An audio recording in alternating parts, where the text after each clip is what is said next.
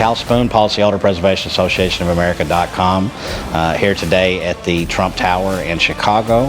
We're getting ready to have our mid-season conference here November 11th to 12th, 2022. The onus of the conference is going to be the relationship between the advocacies here in Illinois as opposed to their counterparts, the insurance companies and the people that they have on their side doing the things that they do. The conference is going to gear down on Illinois' process specifically, but it's also going to be, as always, a well-rounded process that is usable pretty much anywhere that you're at. Like a policy, it must be tweaked, but it will work in any situation that you're in.